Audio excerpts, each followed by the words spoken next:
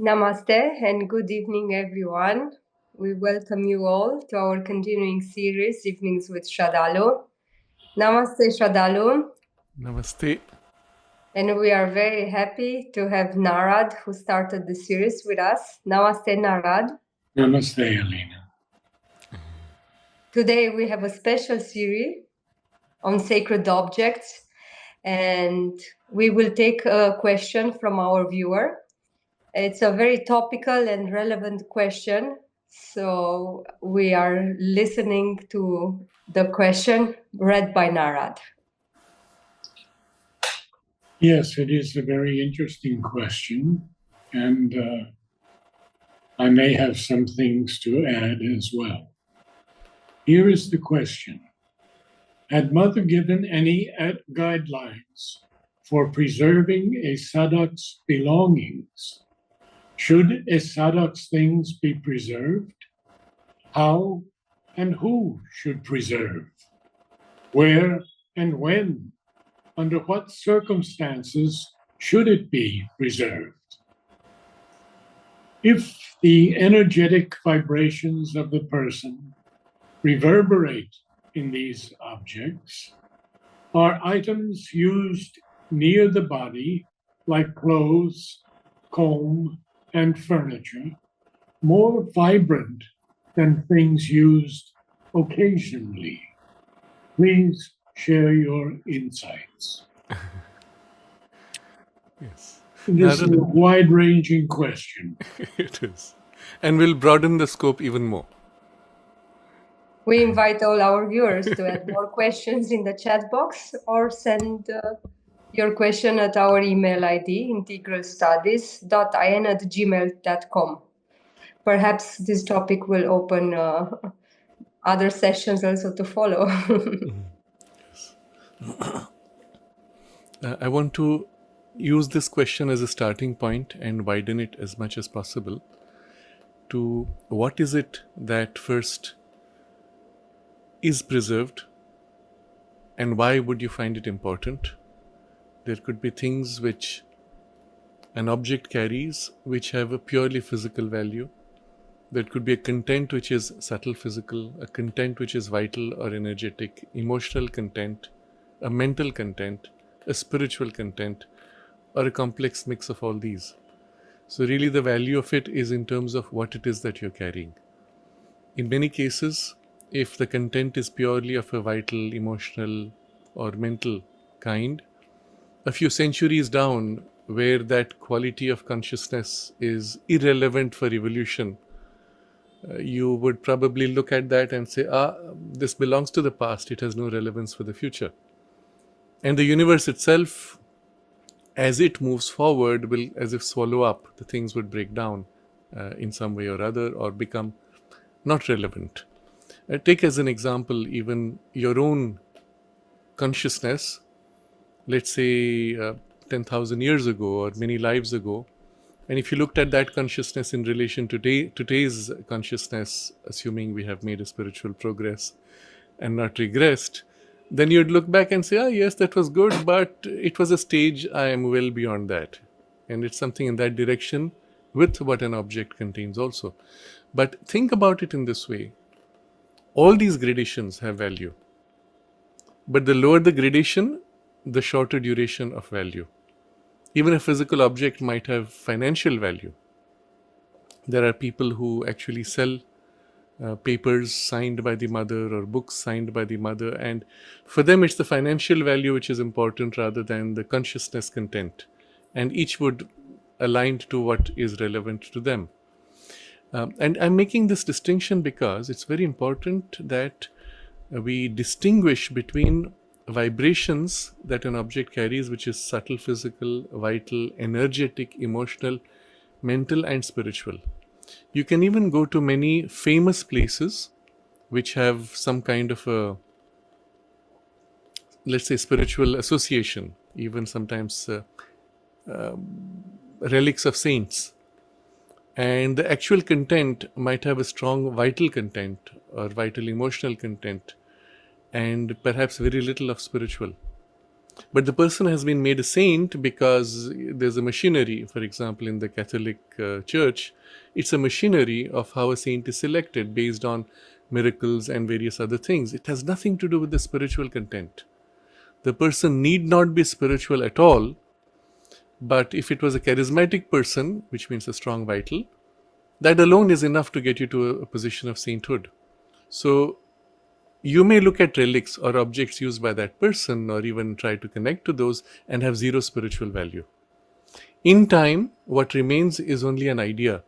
So the church will say so and so is patron saint of whatever activity that they have officially designated. And it has zero implicit truth, zero implicit value. But a formation could be built up. And so it's a formation of people's vital energies or associations or emotions, which has been associated with that, which is what you're connecting to, again, with zero spiritual value. So first I'm pointing to this, that there are gradations of content that an object or even a person could have. The second thing I want to highlight is the source of that vibrational content. I'm using vibration now in a general way. It could be emotional, subtle, physical, or spiritual, or anything in between. The vibration is sourced from where? Very often it happens that we have a familiar association. For example, if I look at an object used by my great-grandmother or somebody that in my childhood I had a strong affinity with, I look at the object or even a photograph and I feel a welling up of affection or emotion associated with my childhood memories that I have with that person or those situations. The person has already reincarnated perhaps, and the object itself might carry no significant vibration, but just looking at it triggers in me a certain welling of emotions for which to me it would be valuable. To somebody else looking at the same object, or if they hold it, they may have nothing. It may be hollow. It may have lost whatever content it had, if at all it had any. So first of all, we recognize the source of the vibe might be within us, triggered now by familiar association, a name, idea, and just an image sometimes. Oh, here is a picture of such and such a deity. I remember once there was a lady who had somehow got involved with, let's say, some spiritual lineage or teacher in Rishikesh, and she said to me, "Oh, he has given me a blessed necklace." So she showed that, and it was some imprinted in metal image of some deity. Perhaps it was Krishna, I don't remember now. But when she held it up, it was completely empty. It had nothing. So it was a trinket basically given by the person, but the value that she had, it is given by X. That was important. But if you held the object, it had zero spiritual or even emotional content. She had an association. So our familiar association is the first common source. The second is actually the original person's vibes. So if somebody has used an object and the object is infused with the vibe, and we'll talk about how that happens also, then that object may continue to sustain that vibration for a while. Now here's the catch. If you did nothing, it may in time fade out, again depending on the gradation of what was infused and also the way it was infused, which we will look at. Typically in time things tend to fade out. Even if it has been intentionally infused, it tends to fade out. But if it has been then used by many, oh, this is so precious, let me touch, and let's say 1,000 people have touched it, then the infusion of the 1,000 people often would be stronger than the original person's infusion and would overwhelm and even erase that. You could still draw back from the original if you had the means. We'll talk about that shortly. But recognize that the actual handling has an infusion, but if 1,000 people handle, you will very likely override that. Then there is infusion that happens from a person's invocation during use. So there are saints who prayed to a certain deity. That deity, because they concentrated upon or invoked a certain presence when they prayed, would have an infusion, the person may have never touched it.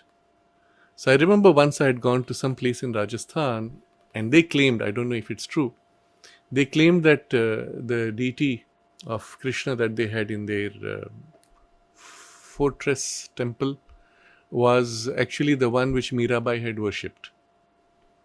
I don't know if it's true or it was just for them a way of getting tourism, but the question would be, if she had worshipped and dwelt upon Sri Krishna, Mirabai is a very famous saint, and she used to enter states of complete identification with Krishna, forgetting herself totally, and in that state of complete identification, even her body was impervious to poison when they tried to poison her. So, an object so worshipped might perhaps hold an invocation if it survived very long, but at least at that moment it would hold. So it's not even used by the person directly. It's in the relationship built. Then I said the infusion that comes from people who have touched it. And if the number of people is large enough and the presence within not strong enough, you will get the overriding. So what you may end up with is the presence of the people who touched rather than the original source that you are expecting. Then comes something more complex. Your expectation can project onto an object a certain presence or a feeling just because you come with that expectation. And because many people come again and again with that expectation, you may actually project something on it which is yours or which a large number of people have projected. For example, there are many sacred places which are associated with miracles. And more likely than not, there's a formation built up by people.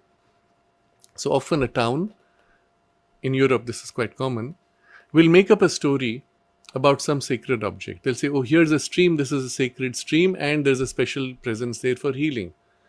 When people start coming with the expectation of healing and wanting to be healed, that itself projects a certain energy, and a variation of that is their aspiration, devotion, or expectation can invoke a certain presence. Because there's a certain receptivity people have in relation to this object, let's say a sacred stream or sacred lake, the fact that so many go there, it gives a chance for a higher consciousness to say, yes, here's a chance to help or influence, or even a lower consciousness which should come in. And so I'm showing you a list of various sources of the vibe. Which of these is it? And very often for an object that has been around for a long time, it's a blend of many of these.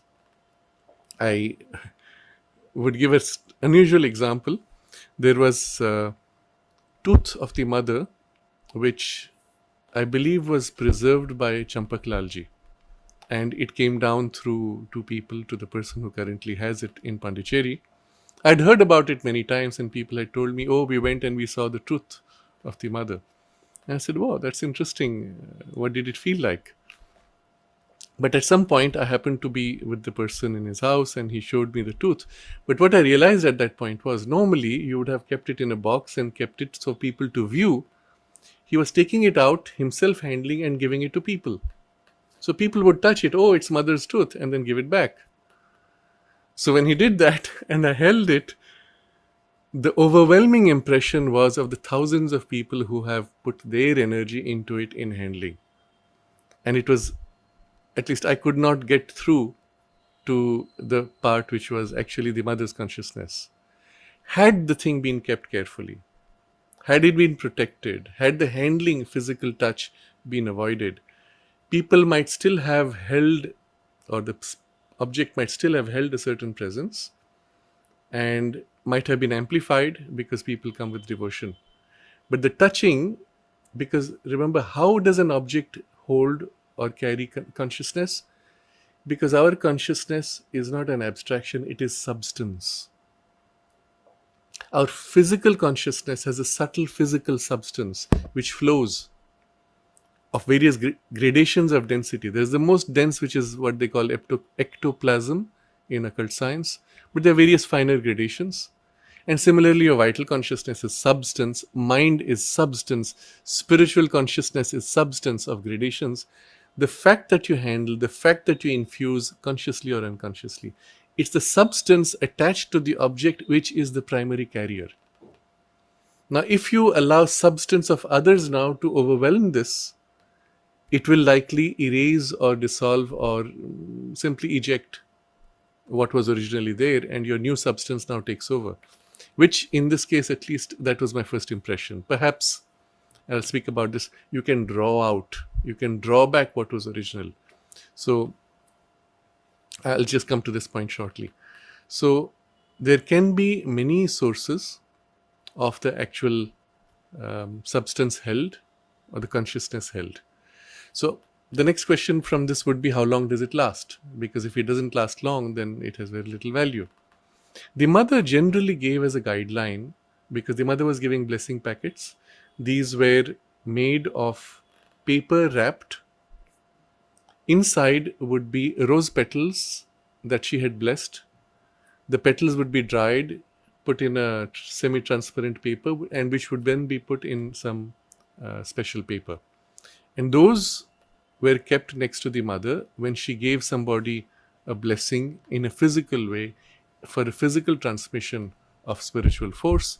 She would take that, infuse a certain intention or force, and give what was then called the blessing packet. Now that tradition has continued.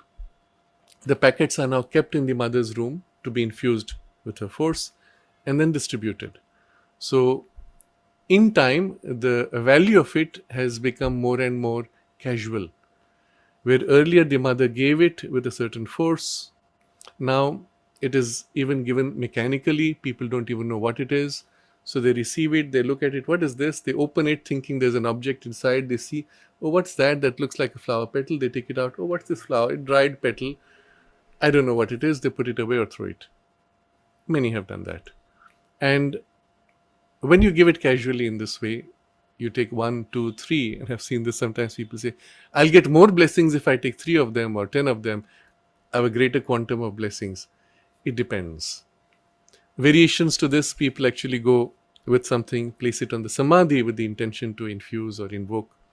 And again, the principle is the same. There's an infusion of substance always. And then you have to protect the substance. It's not the object anymore. It is the substance that you have to protect. So how long does it last? Well, it depends on how long or in what way you're able to protect that substance. So with the blessing packets, the general guideline that the mother gave was to keep it for 1 year. And after 1 year, generally she said the force dissipates and either it has to be renewed or she said it can be disposed of. And again, what is the method to dispose in such a case? Generally, we were told that to either burn or to put in the ocean or some flowing water. Burning would be naturally more aligned to our need, where it dissipates as if into the cosmos, and whatever force might be in it also dissipates. There are people who actually keep it, and especially things which have been blessed by the mother, they would keep it for a long time. And again, my point would be, if you held with the reverence, if you held with the purity, perhaps the force can be kept long enough. Again, what grade of force would still be important? In this case, it would be a force which is purely spiritual. Now again, I give an example here because I had with me certain blessing packets which the mother had blessed, which someone had given me. And I had gone to meet somebody who had certain very high, let's say, spiritual sensitivity, power, or even healing power. And I was curious to see, my goal was actually for him to feel the touch of the mother's consciousness. So 2 things happened. I'm sharing a few personal things here. I sent him a photograph where I was standing, and in the background you could see the mother's balcony. So when I sent him the photo, he held the photo and immediately said, "Where is this?" And he could feel something very special.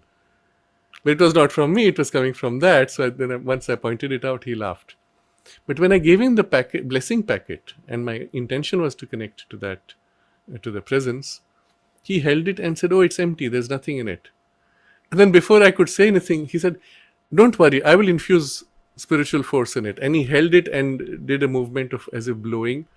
infusing force and gave it back to me. And I said, oops. But just to say that it can be reinfused either by the same person or by somebody else, or by your own aspiration, by actual invocation. So you could take the same blessing packets and consciously invoke the mother's presence, and you will find it renewed. If you treat it with respect, hold it with the necessary purity, that you don't have other junk substance coming in, invading, you can even as if renew, reactivate from your attention, love, respect, aspiration with which you relate to it. So this is very important. When you trivialize, when you neglect the presence itself, it doesn't need to. It tends to withdraw, especially when it is surrounded by the very contrary vibes.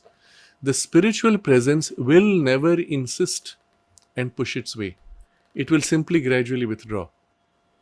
And if at any point you change the circumstances and again bring back the love, respect, and protect the purity of the presence, it can again reinfuse, or you can invoke it, and again it can begin to grow. And I have shared before an experience I had. It was in one of the centers in the United States where I had gone. I was there for 2 or 3 days, and I didn't know it had Sri Aurobindo's relics. So I was staying with the people who were looking after it, and I came.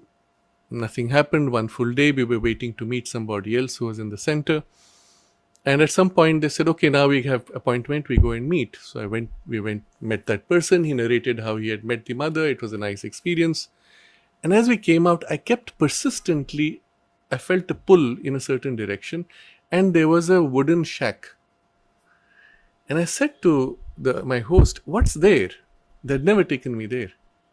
Oh, there we have Sri Aurobindo's relics, he said. It was such a shock. I said, but then I want to go there. And they were surprised. They said, oh, okay, you can go, it's open. That level of trivialization of Sri Aurobindo's relics was almost hurtful. I entered, it was full of dust. There were leaves, dried leaves, which had somehow got in through the window, perhaps, scattered all over, dust everywhere. And it was so painful to see. But what I felt also was a very deep, it was not active with force. It was not a presence which was thriving as you would normally expect. It was a calm, partial withdrawal of Sri Aurobindo's presence, held with deep, I will use the word, compassionate patience, as if he is waiting. But it was half withdrawn. So I went there, I apologized to the presence with my hand, I wiped whatever dust was there, I did my pranam. I could feel the presence, for sure, it was strong. But it was in that poise, not thriving, not active, not dynamic, half withdrawn, held. And when I went back and I told them, well, how often do you go there? And they said, oh, we go 4 times a year. When we have the darshan, people come and we have a meditation there. And again, that was a bit of a shock. The people had absolutely no sensitivity to what it meant to have Sri Aurobindo's relics. And then I said to them, it was full of dust. It is held in this state which is almost like a disrespect to Sri Aurobindo's presence.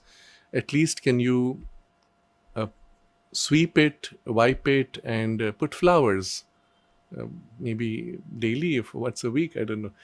So yeah, maybe we could do that. That was it. I don't know what happened subsequently. But I give this as an example of the neglect and the way the presence would respond to a neglect. In this case, it was merely neglect. If there was an assault of the negative vibrations, contrary vibrations, it would have withdrawn completely. But the fact that it was neglected, well, something stayed, but in a partially withdrawn state. And I'm sure when people came with devotion on the darshan days, because it's a center, it would again activate perhaps, and then perhaps withdraw. So the point though is, you have to maintain, you have to protect, and it can be renewed if you take the trouble. Now, all this which I have described till now is relevant for everything, any presence of anybody. obviously we have a greater value for a spiritual presence, but it would be true equally for a strong emotional contact you had with one of your grandparents. It could be true of a tenant living in a house who moves out and then you come in, or from the former owner and you come in, and there would be the same imprint. Again, what grade, what kind, and how it's held. The principle is the same. A hotel room, again, this principle would be same for spiritual spaces, including formal spaces such as temples, where there's an active technical process of invoking the presence. Now, you don't see this everywhere. As far as I know, you do not have that in a mosque. There is no formal process of invocation. It's just a spot. Any spot can be turned into a prayer space as long as you turn and face Mecca within the Islamic tradition, as far as I know. But in the Catholic tradition, there are rituals for invocation, for sanctifying. That, I believe, is lost in the Protestant tradition. But in India, the whole temple invocation is a very highly refined, complex science, which closely aligns to the same technologies used in occult practices to invoke specific presences. Again, they may not be spiritual necessarily. Typically, they are something of the vital grade of a spiritual source. So often they will speak of 5 elements or the planetary gradations of consciousness. Behind it might be a spiritual deity, but what you tap into is its vital representation. Just as in India, very often, when you go to a Kali temple, it's not Mahakali. It's not the poise which would be in the, let's say, overmental zones. It would be a projection or a reflection of that in the vital domain. And it could be of a higher vital or lower vital. Accordingly, the color, form, gradation of substance, consciousness would be very different. Spiritually relevant or not entirely, and can be very different. Just because you call it by that name does not mean it is that. The mother even spoke of how in many temples a lower consciousness invades and takes over if the purity has not been maintained. She spoke of how in one of the churches in France, I believe it was, that she saw this gigantic spider form behind the church altar, which was sucking energy of all those who came to pray. And this is something most people do not realize. These beings, entities, on your consciousness, and including your devotion and your love and affection, which you pour out to that deity there. And for them, that's a certain grade of nutrition and nourishment. It does not have a spiritual value. And they feed back to you to trigger more of that sentiment. And so it can be a very complex relationship, not always spiritual, even though the name associated is of a particular religion or a deity or even a spiritual identity. So I'm saying all that we discussed is actually relevant for all these different gradations of locations, spaces, even people and relics used by people or even put in a part of their nails or hair. So this is a general background I've placed. And now let's go to specifically relics of spiritual people, and then we will come to relics of Sri Aurobindo and the Mother. So Narad, would you like to add something, or shall we wait for the relics of Sri Aurobindo and Mother? How would you like to do? Wait. Yes. Yeah, okay, you'll wait for that. Okay. So I'm just giving a broad background so that we have a really deep understanding of this. So relics of spiritual people generally, across traditions, you'll find there is a certain respect people have because they respect the person or they respect the spiritual power they embodied, etc. But the experience, if you have to always go by the experience. What I found is not all spiritual teachers embody a spiritual presence. So in a lineage typically, and a lineage could go back even many hundreds or thousands of years. In a lineage typically, there is a transmission of some kind, of a power held. The power often has a strong vital content, which is how it builds popularity. Popularity, charisma always shows strong vitality. It is never a sign of spirituality. There could be a spiritual content also, but the spiritual content without the vital content would not be massive in numbers. It would not draw masses. If it draws masses, there is a strong vital content into which there may be or may not be a spiritual content. Depends. So just because somebody preaches from a spiritual text, or tells you stories from a spiritual tradition, or teaches you the philosophy or practice of a spiritual teacher, does not mean that the consciousness the person lives or transmits, or even the lineage transmits, is spiritual. It could be intellectual, with a touch of spiritual light somewhere.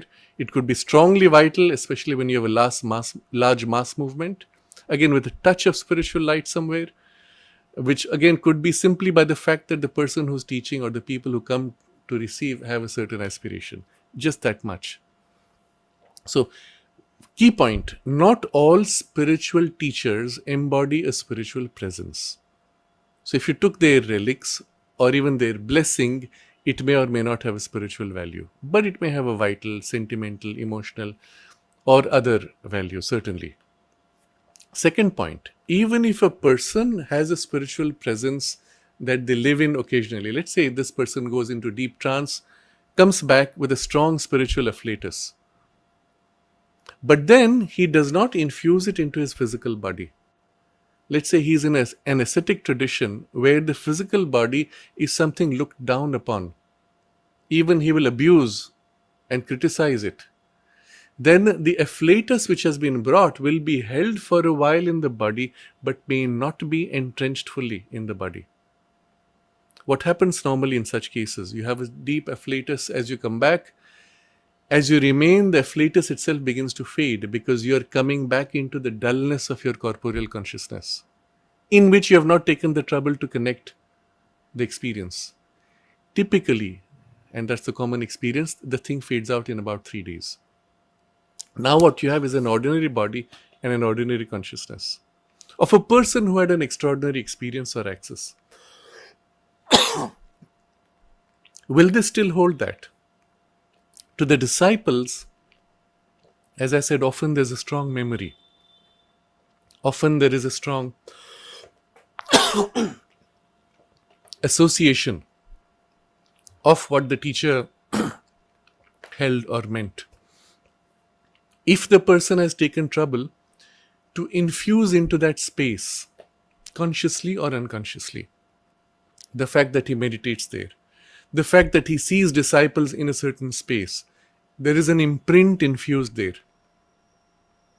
That may stay, but the person's body may or may not carry. This is the interesting thing. I don't want to take names in this case but there are good examples you may all perhaps recognize, where even people who held an experience of the self did not give value to their body, but the space in which they invoked or held their meditation or transmitted the presence of the self holds that still. The body itself may or may not, because to them the body was trivial.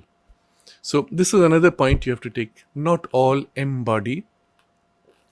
And those who do embody may infuse into the physical or subtle physical in different degrees. And depending on that, again, there will be variations. So an object they have used, let's say they've just come out of an intense afflatus, still carrying it in the body. They lift an object, use it during that time. A pen used to write, for example. It may still be infused with something. In time it may thin, it may fade because there has not been a renewal. But what is the grade of substance that was infused? And I'll contrast this with somebody who actually takes trouble to embody, to infuse for purpose of awakening the body consciousness and divinizing it. There is an embedding which is really, really deep, to a point where the body itself, depending on the degree of embedding, will hold that highest consciousness even after the person leaves the body. Such is the case, obviously, with Sri Aurobindo and the mother. Such is not the case with all their disciples, at least not equally. But with them, this is certainly the case. And therefore, even after they have left the body, or if they have used an object with an intention, the content of it is far more materially tangible and transmissible. There is even a particular experience, and I will draw on my personal experience here. There's a particular grade of substance which you will find in the samadhi of Sri Aurobindo and the mother, which I have not been able to feel anywhere else. A certain presence of the samadhi you can feel in many places, even where Sri Aurobindo's relics have been installed, and or even otherwise where there is a meditation room, people have built a presence, you can feel that. But there's a particular grade which is almost material. That is, I have not felt anywhere except in the physical contact of the samadhi and in certain centers where Sri Aurobindo's relics have been installed, but not in all. And there, when you touch that space, you feel it. And I'm saying this, it is quite objective in my experience, because I'd been to someone's house. They had a meditation room. We walked in. There were photographs. There was no obvious physical object anywhere other than photographs. But I felt that grade. Dimly. But it was there distinctly. I came out and I said to them, "Do you have Sri Aurobindo's relics here?" And he smiled and said, "Yes, it's hidden, but it's kept there." It is as objective as that.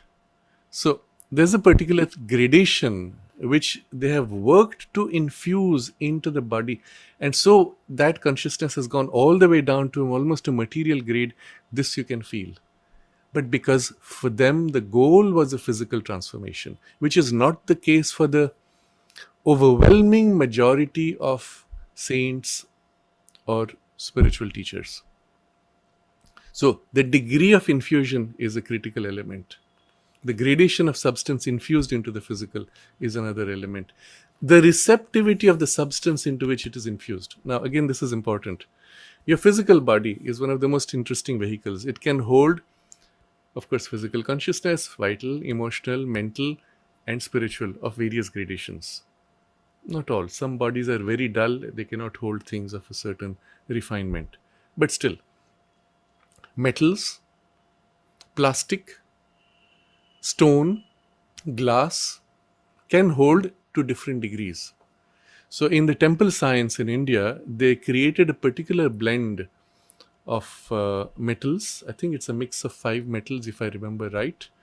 And this was used to make certain kind of temple idols, because it made it particularly receptive to a high gradation of spiritual consciousness.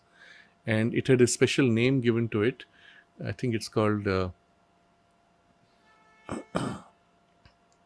Panchaloha, I think it's called. Five metals mixed. So plastic and certain types of plastic are very poor in receptivity. Stone is relatively better. Crystals particularly are very strong for certain gradations of vibes. But if they can hold certain gradations, particularly vital, mental, then you can easily infuse spiritual also.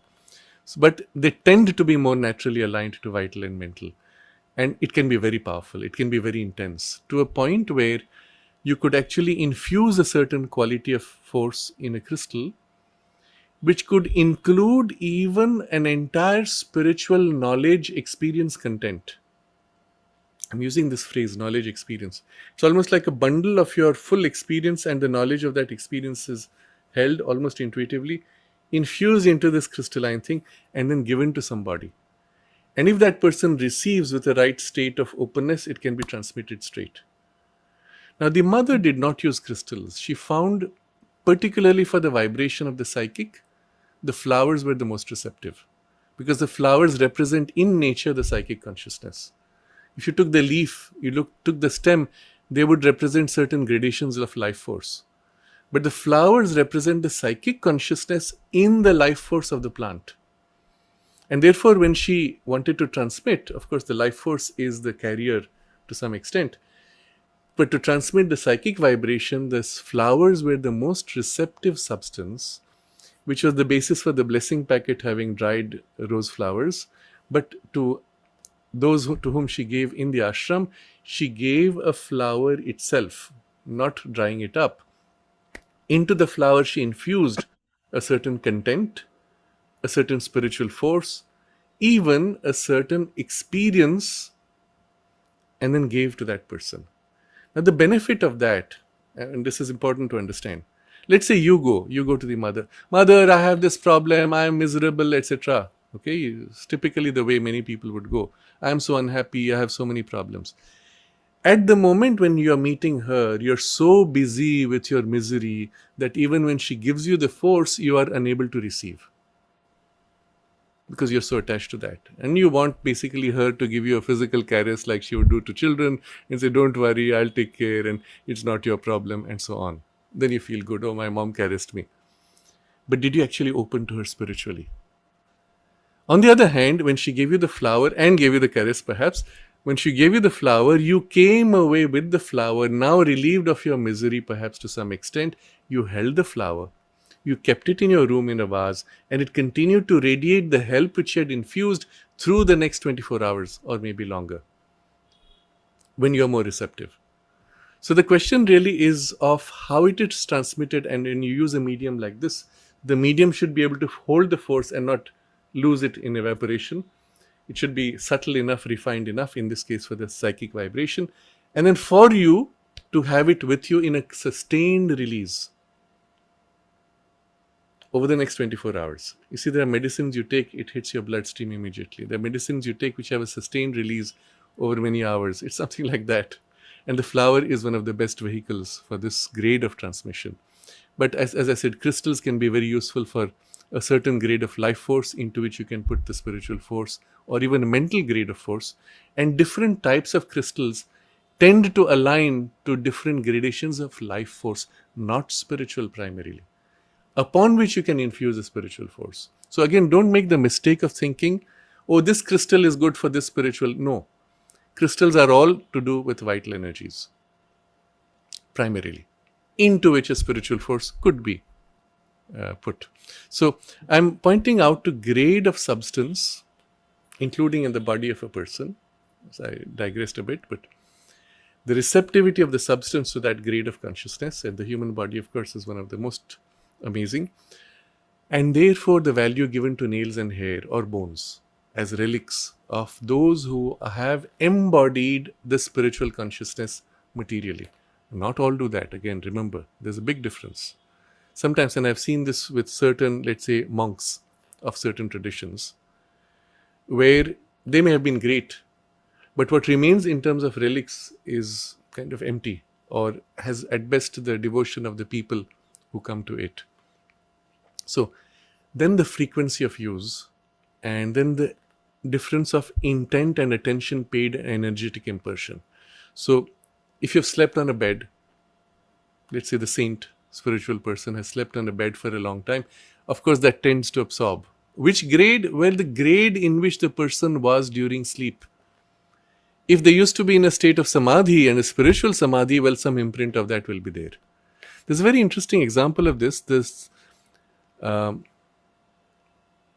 The swing on which Sri Aurobindo sat when he had his experience of the nirvanic consciousness. 3 days he was in that. That swing, the house in which it took place was broken, but that swing was saved by someone and is presently kept in Baroda in the Sri Aurobindo Center.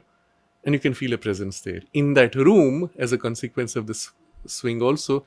But I had this very distinct experience sitting there, and as I opened to the presence, it pulled into this kind of I will say, in the quality or direction of the nirvanic grade of experience.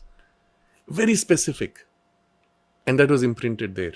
Why? Because he sat on it for 3 days during that sustained practice and immersion in the nirvanic state. So, did he intend to infuse?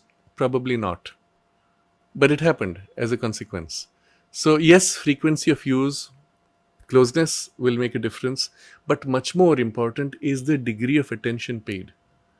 So, when the mother took the blessing packet, which by itself would have been hollow, empty, paper and rose petal, she put an intent. What she put into it within a few seconds would be as powerful or more powerful even for what she wanted to transmit. So, understand, finally it will be intent more than just familiarity and frequency of use.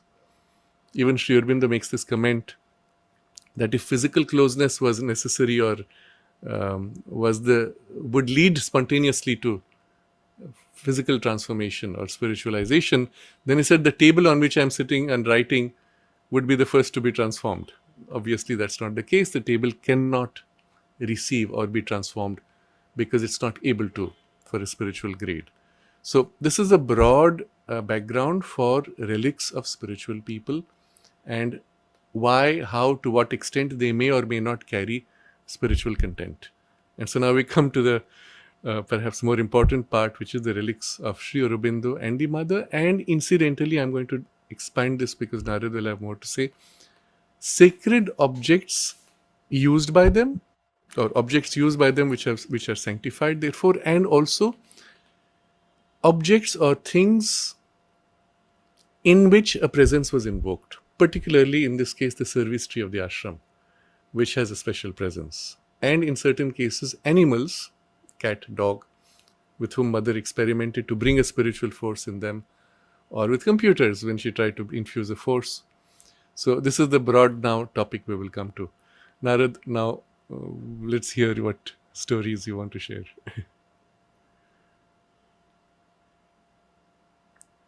This blessing packet is 63 years old, and I can still feel the mother's presence in it. But I've shown it to very, very few people. Maybe in 63 years, 2 or 3 people. And I don't know if I infuse anything in it myself, because all I do is invoke the presence into it when I touch it again, and it's there. I've been given some gifts over the years of things that Mother wore, such as her chain that I keep around my neck, and her fingernail and a bit of her hair in this locket. And I don't feel that anything has ever lessened in any way at all. It's my receptivity that's the problem, not what is there in the object itself.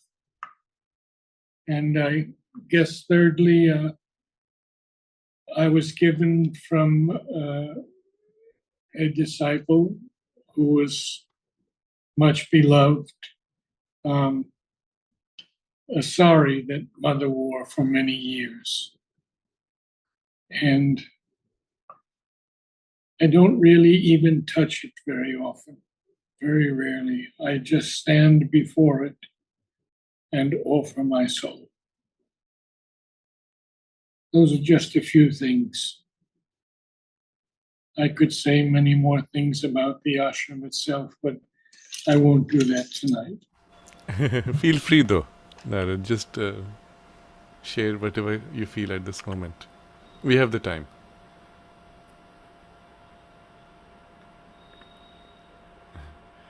So, when I yes. first met Mother, maybe it was the second or third meeting, Mother gave me 5 flowers.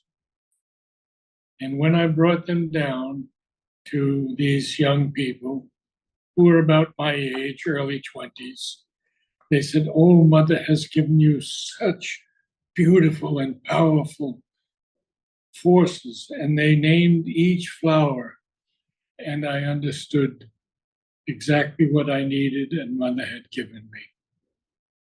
Each flower. And when I would bring a flower to Mother, she would examine it very carefully, but very often she would not give it a significance. She would return it to me, and the force that with which she returned it to me was far greater than anything I could imagine in that flower. One was the sticks that are used for the I Ching. And Mother was very interested when I talked to her about that. But when she gave it back, but you see, that could have been just in her presence also. And I can't delineate it so clearly. Because when you're in the Mother's presence, you're almost in the transcendence. At least that was my feeling. When I would approach her room and enter her room, there were no walls. The room was as vast as eternity. And it took me a long time to get to the mother. And now I see that it's 2 steps. That's enough for tonight. Yes, it's interesting about the I Ching. Those who might not know about it, it's a system, a Chinese system of predicting things. And I suppose you would have explained to the mother what it's used for. Yes. But when she gave it back to you with the presence infused into it, it's considered very important for purpose of prediction. When you're using physical tools like this for prediction, the quality of consciousness infused into the tool makes a huge difference on the quality and accuracy of what is perceived or transmitted. So if, for example, an I Ching has been, that's the sticks, has been infused by somebody's consciousness of a lower grade, and you try to use that to gain an accurate insight of whatever question it is that you have, that particular vibration which is holding it would make it resonate with a lower grade of knowledge or influence even, and including even a negative influence perhaps, which could interfere in the actual perception. Let me put it another way. Let's take a negative case. It's been infused with a negative energy of somebody's anger, hatred, upset. And so when you roll the things like dice, the quality of consciousness being of that grade, any force of that grade could actually infuse an influence to give an outcome, to give an indication which has been, so to say, hacked by the lower being. Okay? If it has been spiritually infused, as in this case by the mother when she gave it back to you and you felt the force, you can't have a lower grade hack. Rather, when you play it like dice to get a perception of or indication, it would be more naturally tuned to a higher grade of vibration and perhaps more accurate, or a higher grade of knowledge that it would transmit when you did a reading. So very often in those traditions which do this kind of use physical objects for fortune telling, they need to protect the actual object used and maintain its spiritual purity if the goal is to tap into a higher grade of knowledge. Of course, if it's the usual thing of when will I make money, when do I get married, or when will my problems be solved, then anything is okay. It doesn't really matter. But this is an interesting observation. Also, perhaps, Narad, you can share with us, when you felt she gave you back the flower and it was full, how long did it last? Could you feel it in your room like a radiating center? As long as I held it, I felt it. And that was quite a bit of time. Because I came down from Mother, I went to the friends. I kept holding the bouquet because I knew it was so important. And that was long before I learned so much more about the messages of the flowers. I mean, I was very young. I only had learned a little bit about how Mother had named the flowers and how they came to her, and so many things I learned through because of Mother's touch. And when you had it in your room, you probably kept it in a vase? Yes. Were you conscious that it continues to radiate? I was so young, I don't remember. But I do remember one time, I always knelt down at Mother's feet and I placed my head on her feet. And one day when I was showing her this flower, the man who was with me said, "Put your head in Mother's lap." First time I ever did it. And Mother put her hands around my head. And I can't say anymore. I think all of us would have felt when Narad narrated and with the gesture the force of what he received, or at least a touch of that force. And that's a beautiful example of how it can be held and transmitted. In this case, in the body of Narad, in the memory of the experience, which is a living experience, and when narrated, he becomes the vehicle for its transmission.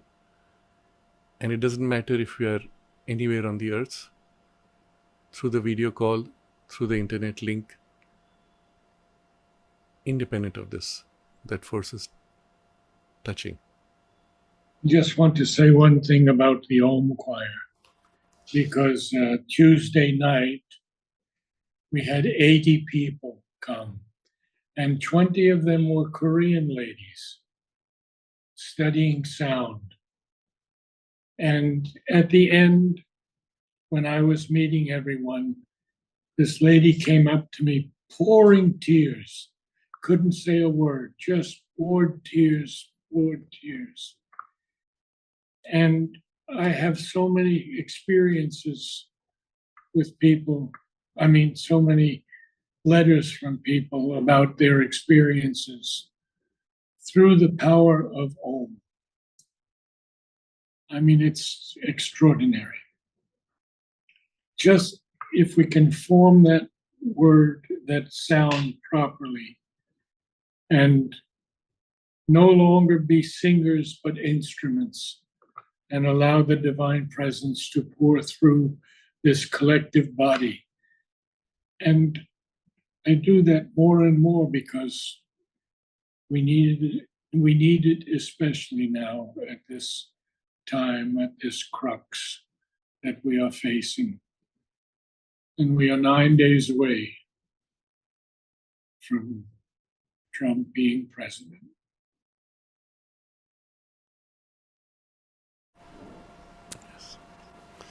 For those of you who are interested to form circles of the Om Choir, we have instructions on Narad's website. Narad, would you like to say how they can get Mother and Sri Aurobindo, YouTube, and Mother and Sri Aurobindo.in. Yes. It used to be called the Sri Aurobindo Ashram website, but that was taken away from me by the trustees. Yes. Yes. So we're looking at the relics of Sri Aurobindo and the Mother. In this case, objects which were formed part of their body, nail, hair. We don't have bones, but that would be the case in other examples. Objects used by them, particularly the table, the bed Sri Aurobindo used, or these have now been some of the earlier ones, which before the new bed came in Sri Aurobindo's room, his older bed was kept. Now this is the interesting thing. When things used by them were replaced, the old one were not thrown away, they were not discarded. Fortunately, they were kept. Now we have cases where things were thrown away, and it's a pity. A good example is once during the evening talks, one of Sri Aurobindo's tooth broke, and he took it out and gave it to Purani. Purani took it and threw it out of the window. It was a gift. I've mentioned this perhaps. Humanity is receptivity. Champaklal, on the contrary, preserved everything, even to a fault, one could say. And there are things I've seen there which he has kept, which later many of them were removed, but things he had preserved, anything used by the Mother, touched by the Mother, even casually. One of the friends I know has handkerchiefs that the Mother used once to wipe and then gave it to that person. And just that, casually. And the Mother herself gave it, knowing the value of what it contained because of that and the transmission intended. So casually, she wipes in her lips or face and then gave it to that person. If the person recognized its spiritual value, well, they kept it, and so it's there. But if you didn't recognize even Sri Aurobindo's tooth, you could just throw out and lose whatever potential it could carry. So I'm giving a variety of examples. So Sri Aurobindo's bed, for example, is kept in the Sri Smriti, which is the museum of objects used by the Mother and Sri Aurobindo. And when you go there with a certain opening and intention, aspiration, it's almost like, in a diluted version, almost like visiting Sri Aurobindo's room or the mother's room, because the objects are so suffused. It's also important that people who maintain that space also protect it and hold the aspiration. I've seen at one point when I was visiting there, just to feel that presence, a group of tourists came, and there was the tourist guide, and he was talking loudly in the most casual way. Oh, Aurobindo used this, Aurobindo did that, and you could feel it was like a wave of contrary mixed vibrations flowing through, and then they went out. Once they went out again, the presence came back and settled. And I'm describing this so that you become conscious of the presence more than an object. Remember, an object is only as valuable as the presence that it carries. Spiritually, I mean. Of course, it can trigger associations and all that. Yes, that has a value. But still, the triggered association has a spiritual association. Yes, that would be useful. But in the long run, it's always the spiritual content which we look at. So objects used by the mother and Sri Aurobindo. And I will actually conclude with a passage of what the mother said regarding those objects. But there are also books that mother signed, letters that she wrote and signed, or at one point the accounts books of the ashram she signed on each page. And there each of these things was done with a certain intent and a force put. When money was sent to the mother during the Second World War, the mother signed the money order receipt herself for each one. Even for a small amount, for example, that somebody sent a small amount, each she would sign. And my teacher, MP Pandit, was the person who was taking these documents to her as mother's secretary. And he said that it was unusual for them to see the mother taking so much trouble, but it was a way for her to give acknowledgement for the smallest amounts that came, but also send back a blessing in response as a gesture of gratitude for all those who had sent the money. So again, for her, it was not the quantum, it was the vibrational quality with which it was sent. So when she signed, it was with an intent put. It was not casual. So there you have a certain vibrational quality, very important. And this is the part which sometimes I feel very pained when I hear that in the accounts books of the ashram, she signed each page. In detail, you will see down to a rupee and a paisa, things had been totaled and she would sign. She would check, she would sign. And for years she did that. So these books were kept. At some point, somebody in charge says, hey, what's the use of all these books? We only want mother's signature. They cut out mother's signature and gave away those pieces of paper, destroyed the books.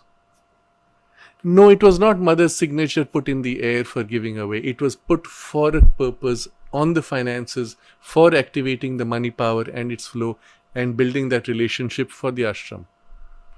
Now, if anybody had the deeper spiritual, occult perception, value, sensitivity, whatever it is, those books would be kept carefully in the account section if needed, or in a space which would correspond to the place from where the money flows are managed, let's say. Because there's an intention she put specifically for that purpose, hold that. And even if you can hold that for a few centuries, 100 years, 200 years, it would have a value because she infused with that value those signatures. You take that out, cut it off from its purpose, and you distribute it as pieces of paper that mother has signed, and sometimes those are easily lost, and the value is very different. So I'm giving here an example of how one could use what she did and continue to hold that. I'm going to go a little further, deeper still. Let's say even this has been damaged. That formation that she infused, one can still tap into and invoke that into a space. Because what she infused, being a spiritual power, resonates through eternity, resonates through infinity. You can tap into that, invoke that, hold it in your space. Clothes worn by the mother, sometimes slippers that she wore once and then gave. A sari somebody had embroidered for her, she wore once, the person gifted on mother's birthday, mother wore once and then it was given away. It doesn't matter how many times. The intent to manifest, to hold in the physical substance has a transmission. So when relics of Sri Aurobindo and the mother were given, mothers not normally, but when relics of Sri Aurobindo the mother gave, it was with very clear specific instructions that they were to be embedded in the earth because the consciousness had to be fixed in the earth, in matter. So she gave certain preferences. She said in a space where people can assemble, where people can sit, but open to the air, not closed. Generally, she preferred that it should be in the open, as the samadhi is open, and in marble, but 3 layers. So if I remember right, you first put the hair or the nail in a box which is made of gold, not gold coated, actual gold, but thin, beaten perhaps gold box. And then around that silver, around that rosewood, if I remember right. That would then be given to the person to take to the place where the relics are to be installed. And then there, in marble or stone, it was put and covered to be treated as a samadhi. These were generally her instructions. There may be more, but this is broadly what I recall. Goal is very clear: to fix that vibration on a material level in that space to be made accessible for a larger number of people. So once long ago, to one of the persons who was in the management in the ashram, I said, but then have you protected, have you kept enough of the relics for every country on earth and every state in India? And he looked at me as if I was crazy. They had not even thought about it. So again, if you have a larger view, you will and understand what import this has, one would deal with it very differently. Earlier, it used to be that there would be one center with relics in one city. And then at some point, it became a matter of prestige. So you had sometimes one place with the relics, and barely 200 meters away, somebody else brought the relics and installed. And it's almost becomes like a competing center of light. It made sense if for a very large city you have it on 2 extremes because people can't travel for an hour or 2, that makes sense. But to have it in one nearby space, that should not have been done. Because you have to understand this is not a prestige issue, it is a spiritual focal point. You don't create 2 relic centers in one same building. It's silly. You don't put 2 flames, it's one focal point. So yes, you may have another focal point at a much greater distance. This should have been thought out. This should have been worked out by people who had the sensitivity. I believe those who were the early disciples did have the sensitivity. Those who have subsequently taken over do not have it. But again, I'm pointing to this principle because I hope in future, if somebody has the necessary sincerity, perhaps things would be done correctly. But placing it in the earth because the goal was to embody, to fix in matter. This being the objective of the yoga itself. So the linking of the highest spiritual to the material. There are people, Narad has shared this, they have put it on the necklace or they have put in their house. That's a different thing. But if you put it in a necklace, and at one point there were many who had received that, not all took the trouble to maintain its sanctity. It's a huge responsibility to maintain the sanctity. You don't want your vibrations to overwhelm that. You don't want that to feel oppressed by contrary vibrations of a life that you may live, which is contrary to that. It's not like a good luck charm. It's not like a get more money charm. It's a spiritual power. And if you do not maintain the necessary purity, it could even overwhelm somebody, or the power itself, in order not to overwhelm, might withdraw. And such would be the case in many that I have seen for people who have worn. What is interesting though is after the person has stopped using it, it's kept aside. If the thing is again invoked in prayer with reverence, the presence again grows and reactivates. So all depends on your receptivity and the purity with which you maintain. But this is something which one has to be very careful. It's not something trivial you play with. There were cases where the mother gave an object infused with a consciousness for a purpose. So Pranabdha narrated this. At some point when he needed money, she took a coin, I don't know if it's a 1 rupee coin of that time, and she infused the money power force and then gave it to him and asked him to keep it with him always. And she says, as long as you have that, you'll never have a lack for money. Now, this is a very clear transmission with a certain object. And it can be transmitted to an object. It's a relic. It's not a part of the nail or hair, but it has her consciousness with that particular force, aspect, purpose. So there were things like that she did with, I know of several people who received such things. But those you would be careful not to put in the hands of a dozen or 100 or 1,000 people, because one could easily contaminate or weaken the nature of that. One would keep it protected with that intention. There is also the sacredness which comes with the sacred service tree in the ashram, which, as you know, is a conscious being, spiritual being, a highly evolved being who has as if embodied or incarnated in the body of this tree. I don't know if you'd like to share something, Narad, about this or your personal experience with this. You'll have to unmute.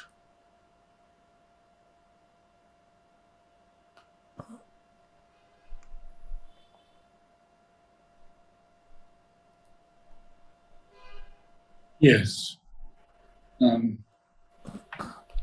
It was 1972 when the first great branch of the service tree broke.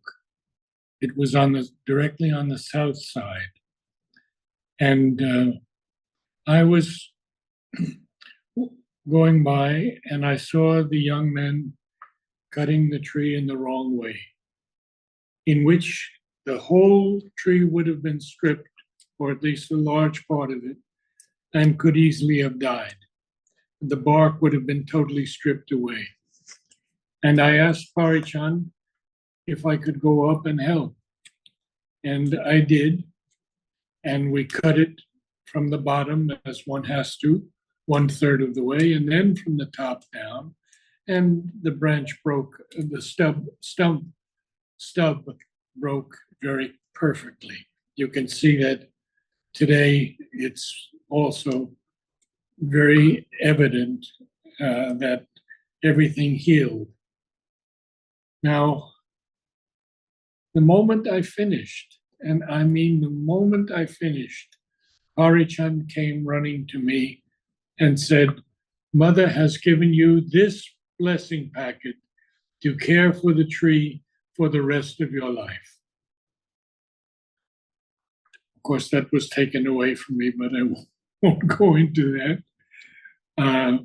I did care for it for 37 years, and I care for it today from within, because when I go up to it, I feel the force that has protected and shaded millions of people as they came to the Samadhi.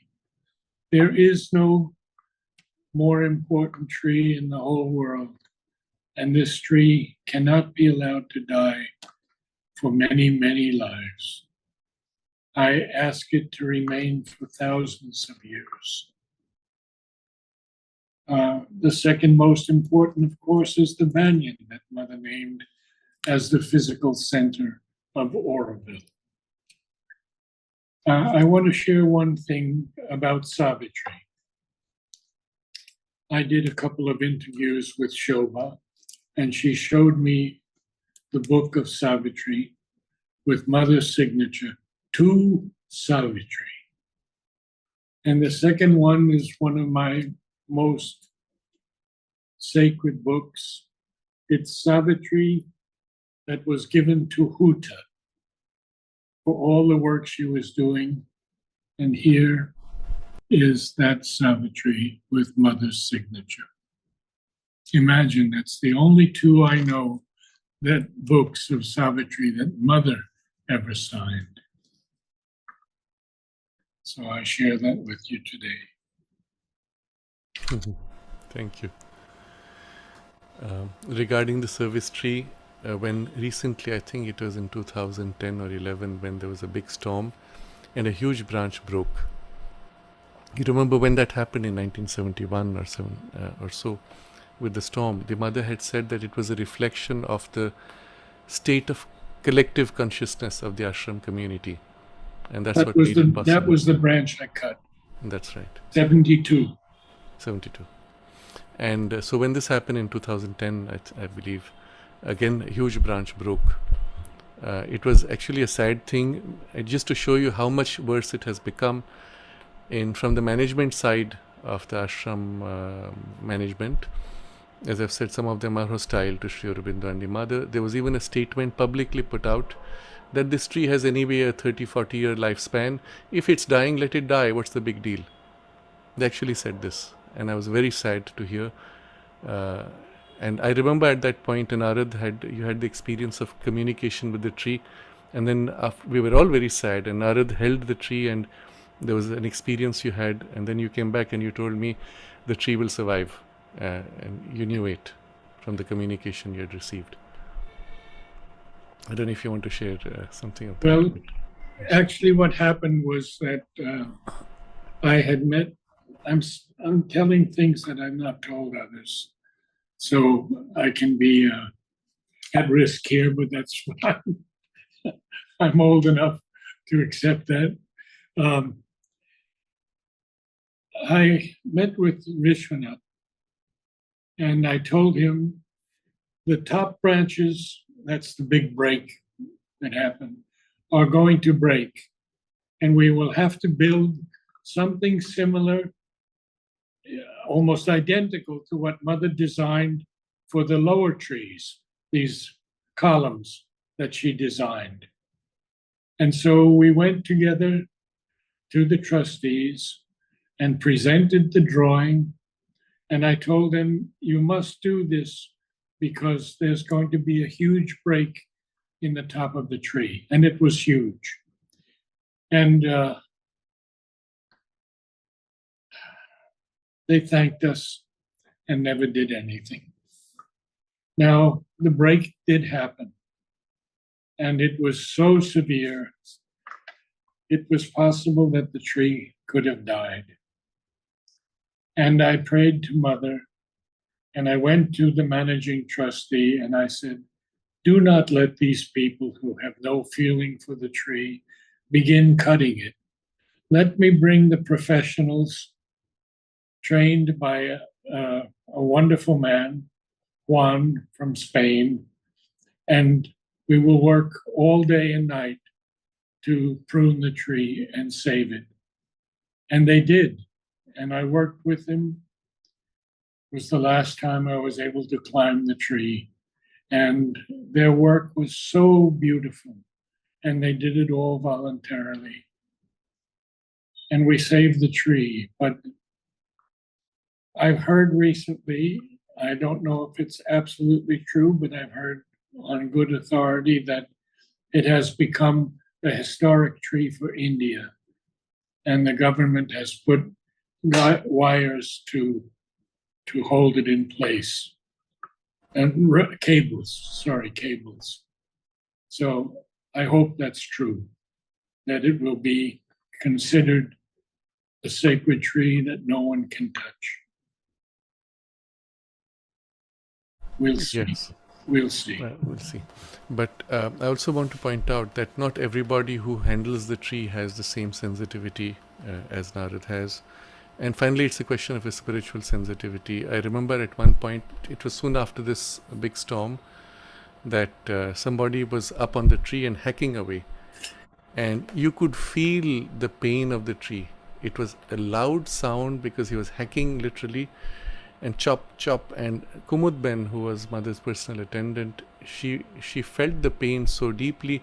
She finally came to the side terrace of the ashram, and shouted at the person, "Stop this, you're killing the tree." And he refused to listen. He went on. Finally, with her shouting, he stopped and went. But it's just to show you that at the end of the day, these are precious relics from a spiritual point of view. And if the people who handle them do not have the sensitivity, one can do a lot of spiritual damage. And for I them, want of to course, add one. yes. I want to add one more thing because it was about Kumud, and I think it's important that I share this. I was kneeling in 6 inches of water by the samadhi, at least 6 inches, maybe 8 inches of water during that storm, and I was weeping. And a lady comes and she said, "Kumud would like to see you." So I went to Kumud. She said, "You're soaking wet. Let me give you my shirt. This is no longer a time to cry, but to fight."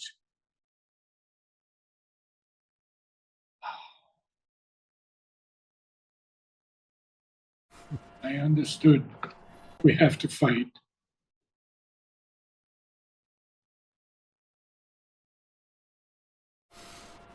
And the fight is to protect the spiritual gifts, the Yes. spiritual presence. Yes. The physical symbols are containers at best. And it is that which we have to be conscious of. So I come again to this example of the tree because there are also other kinds which can, and very unusual but very rare, where the mother experimented with some dogs and cats in the early years in the 1930s, during the time when the supramental consciousness was being infused into the vital particularly. And the cats and dogs had been, I would say, let's say, infused or awakened to whatever extent they could. And of course, there are consequences to an experiment like this. Suppose they had continued to stay, eventually they would have bred, eventually they would have had children, and people would have attached to the descendants in the form of the cats and dogs, and not to the presence that was infused in them. And so, to end this, to prevent such a thing from happening, we were told that the mother, when the cats had a litter of children, the mother had those cats, well, put away. And so it ended that whole possibility. But otherwise, you can imagine what a story it would be. You know, the descendants of the cats that the mother had experimented with or blessed, and it would have been a big story in itself. She saw that potential and stopped it. But there are other examples of relics also which are indirect. In the place where Sri Aurobindo used to walk when he was in the guest house in the playground during the time of the record of yoga, and he would be walking in a place where the bricks were the base, the traditional roof. He was walking back and forth for hours together every day, to such an extent that a groove had formed. The bricks had got worn out where he was walking. And afterwards, when he shifted to the main ashram building, that groove remained for decades. I believe it was in the 1970s, after the mother had left her body, that some maintenance person in the ashram department said, "Hey, what's this? This is worn out and old. Let's just replace it." And they filled it with cement. So it's one of those really stupid things one could do, but it can only be done by somebody who has absolutely no spiritual sensitivity. Yes, we have people like that in the ashram. We have people like that everywhere, and maybe the majority might be less sensitive today, as it used to be early in the past. Majority were more sensitive. I don't know, but this kind of thing has been done also. It's such a sad thing. Champaklalji was the very opposite, as I said. He preserved every single thing, and it's quite remarkable. I happened to receive, when they were discarding things which he had preserved, I happened to receive a few things which had been kept there by him for whatever reason. It included certain corals and even some mosquito mats which were used for Sri Aurobindo at the time. So they had been bought for him, and of course after Sri Aurobindo left his body, those mosquito mats stayed. So one of them was given to me because they didn't know what to do. They just wanted to throw it away. Would you have kept it? Now this is one of those questions, and I'm going back to the question of our friend who raised this whole thing. And it's one of those difficult questions you would ask. Would you keep those, or would you discard them at a certain point? Maybe not immediately after Sri Aurobindo had left his body, but all the more reason after it had been kept there for 50 years, in that space, suffused with that atmosphere, would you discard it? Would you give it away? What would you do? It's one of those very difficult questions. I don't have a simple answer. But what I can say is, when I received that, for me it was a treasure, it was precious, and I kept it. Someone might have taken it and say, yes, I'm going to burn it and use it actually for the purpose for which it was meant. I don't know. But for me, it was somehow valuable that we kept it. I give another example. When the mother used to come out from the back gate of the ashram, they would walk on the footpath of the ashram. She would walk, Sri Aurobindo has walked on that footpath. For years, decades, mother has walked there, and she would go to the car or whatever work had to be done. So at some point, the government of Pondicherry, I don't know what centenary it was, centenary of something, of the Sri Aurobindo's or mother's arrival or something. And they decided that they wanted to replace the ashram's footpath with something very ugly and crude, with bricks of cement. Now, it is the responsibility of the ashram management to say, no, we do not want you to destroy something which is precious for us.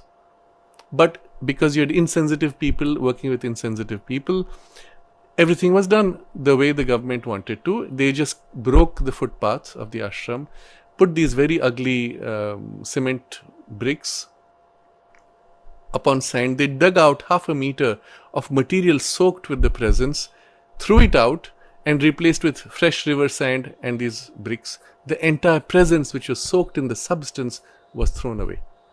The place where mother had invoked the highest spiritual force during the darshans, it was soaking in the road, public road. You could walk on that part of the road and feel the presence and still feel that descent.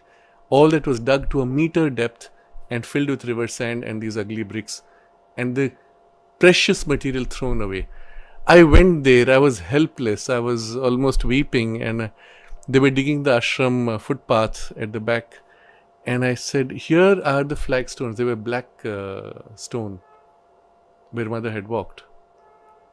And I knocked on Nirod Bharan's window and I said, they're going to throw away all these stones with where mother has walked. And he looked at me with a blank look and just shook his head and then went away. Then finally I went to Kumud Ben, and Kumud Ben instructed me, hey, preserve these stones. They didn't. As far as I know, they did not. But what I did, I took a couple of those stones and took some of the soil from there, just in front where she walked, and put that in a little box. I still have that, bricks and soil. And this was soil, the stones. And another time from Sri Aurobindo's room, on the outer border of Sri Aurobindo's room, they chipped in for strengthening the structure. I don't remember what it was. And then they made a very ugly flat cement coating, where earlier there was this very beautiful curved shape.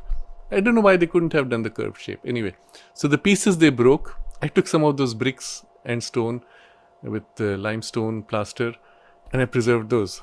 So again, someone might look at that and say, what a crazy thing. But to me, in terms of the sentiment and the value of the presence that it held, I don't know if I can feel the presence, but the fact that it was an integral part of the Sri Aurobindo's room or where mother stepped, for me that was precious enough to keep, and so I kept it. So this is an example again of what we would still use the word relics, but what would you do? How far would you go? And it's one of those questions where I don't have a simple answer. I'm going to look at the chat box. There's some very interesting observations and questions. So somebody called Ocean says, Saint Nityananda had done an infusion of his own intention for the place of his samadhi to keep it free of politics in having darshan. Yes, there are people who have done that. They have consciously infused a presence either as they went into samadhi, or some of them went into samadhi in a conscious waking state with the object of holding a higher or deeper presence, infusing it and settling there. Even if they were in an ascetic path, if the goal was to infuse and fix in matter, yes, that has a tremendous value.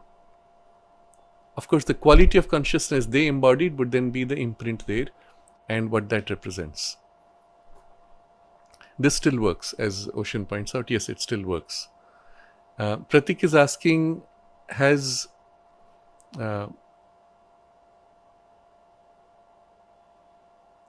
just scrolled out. He's asking, have there been any instructions given by the mother regarding these things, guidelines for preservation? None that I know of. I don't think they wanted to make a fetish of the whole thing. It was more a question of the value a person had for these things. And so I would simply leave it at that.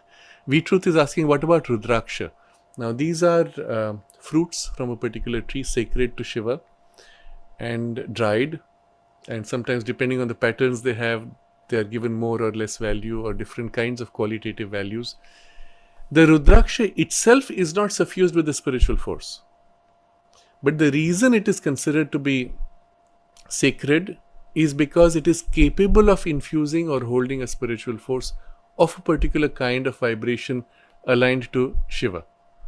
So therefore it is called as Shiva's favorite and so on. So there are various plants, flowers, fruits or crystals associated with certain qualities or aspects of the divine or certain deities, and because of that affinity they are considered sacred for that particular quality of consciousness.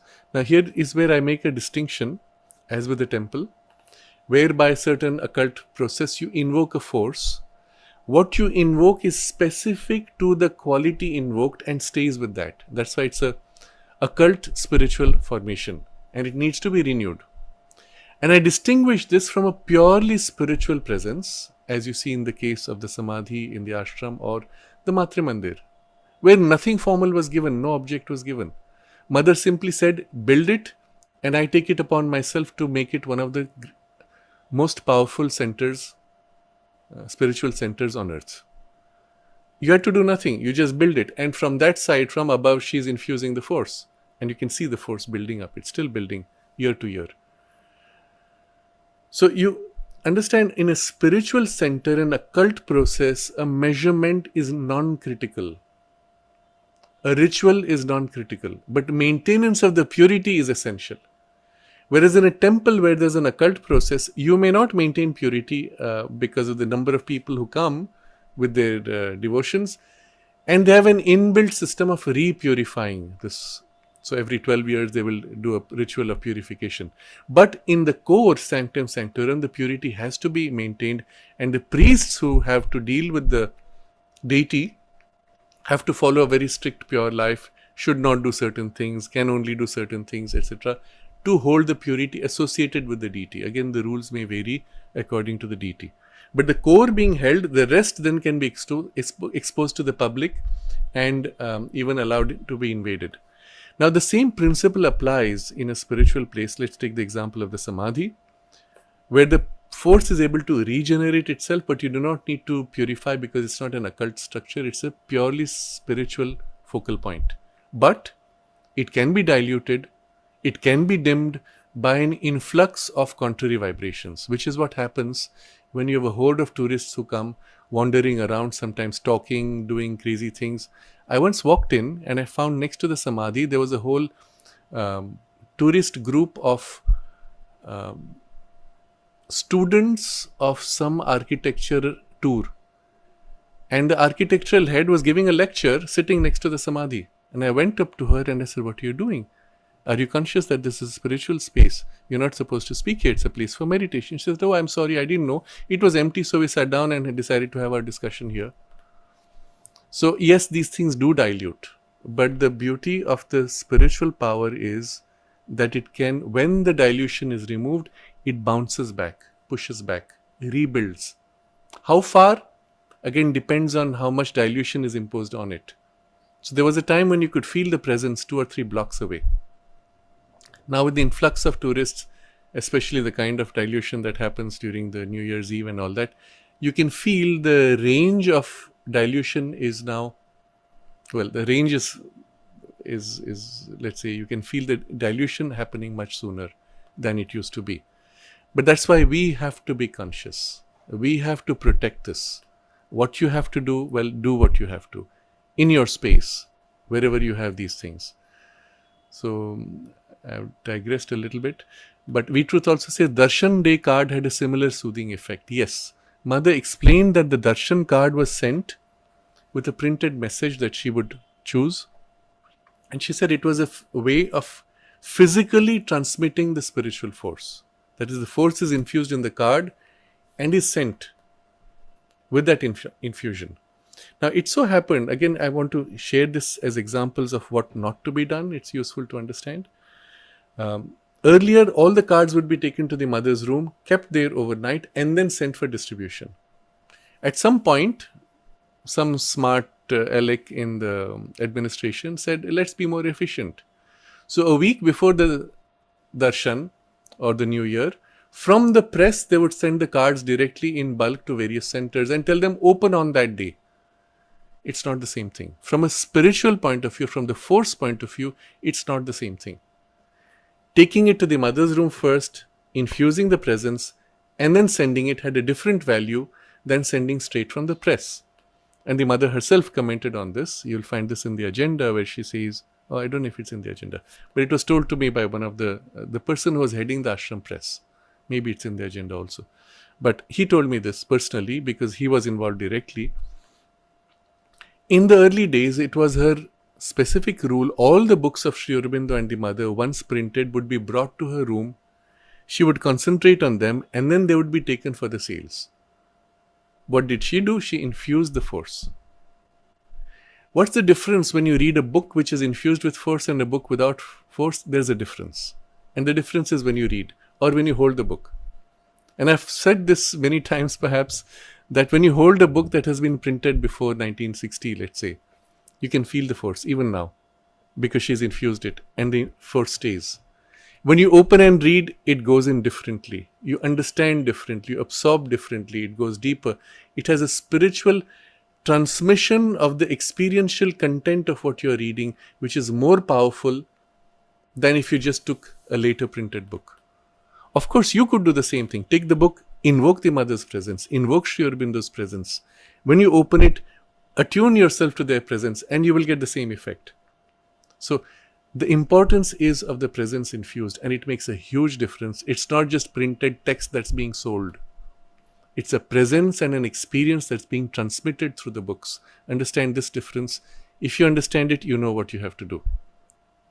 So, Darshan Day card is similar. And the people who stopped the card did it with a hostile intent to cut that link. Be conscious of this. Know that the game is being played to cause harm in this transmission. Do what is required to reverse it when you can, whenever possible. Chendok is asking how to have protection from adverse forces and black magic. I'll put it in this context.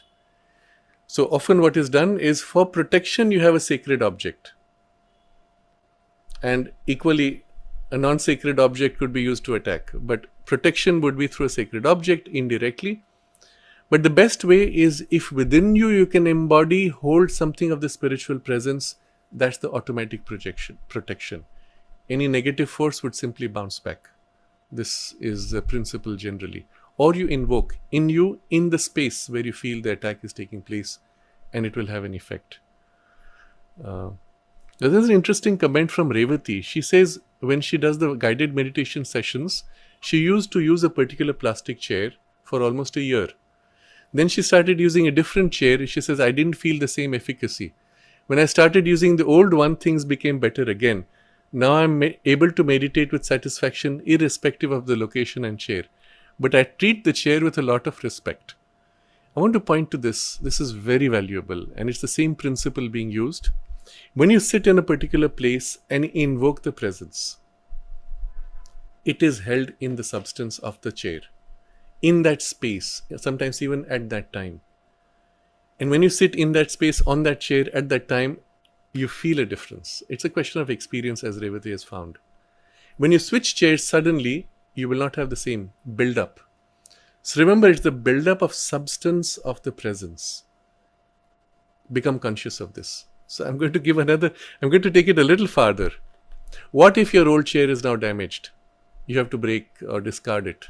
What happens to the presence built up? You can transfer it into the new one. Consciously. Feel it, absorb it, intend it, and transmit it into the new one. Sit on the new one with the presence that you hold and fix it there. It's as simple as that. You don't need a ritual. Rituals do the same process by an indirect mechanical process. Do it consciously and you'll have the same result. I give the example of another person. She shared this experience. She was in the house she was living in. She had built up a strong presence with the meditation and it was spread into the whole house. Then she had to shift house. And she said, since I've shifted, I don't have the same presence. I don't have the same support. so I find it difficult to meditate. I said, didn't you consciously transfer from that house to the new one? She said, it didn't strike me. It did not strike me. Become conscious of it.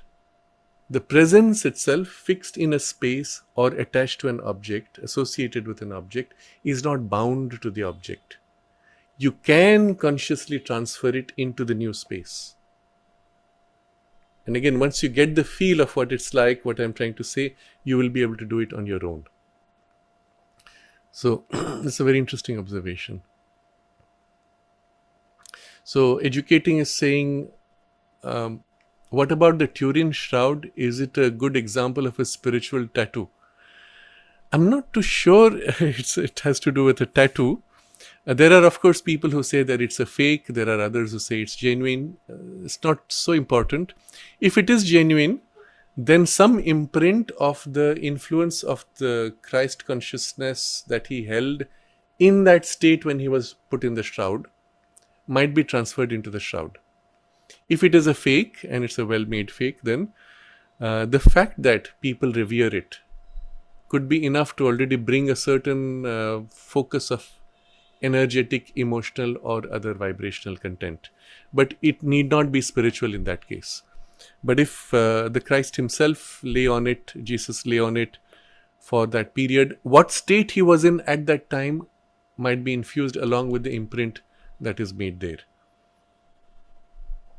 Chandok says, is this the same as Shakuni controlling the dice during the tournament? Does that mean matter is programmable? Yes, this is going back to the example of the I Ching, where you roll like dice.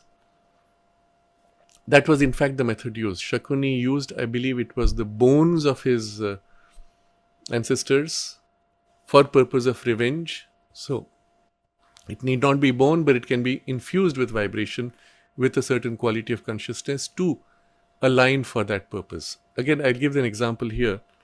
There are people who move objects with their focus. Look up on the internet, Nelia Mikhailova or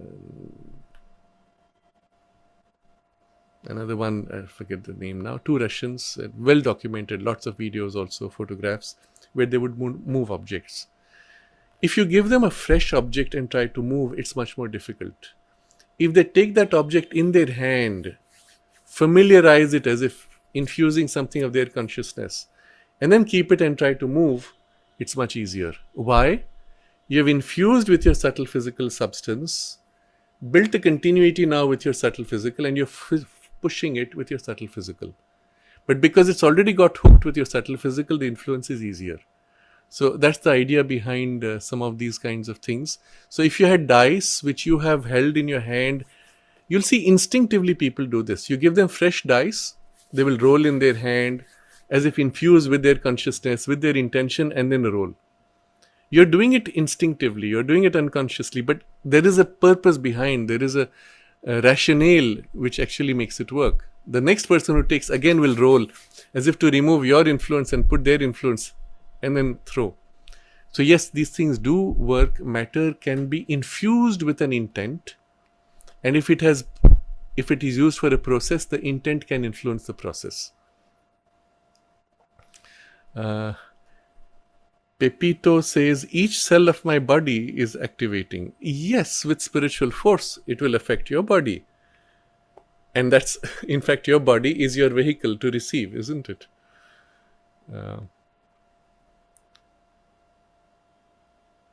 So, SRJ is saying, books signed by Mother of Sri Aurobindo and given to people, what do you think of their sacredness? The signing itself was a way of infusing a purpose, a blessing.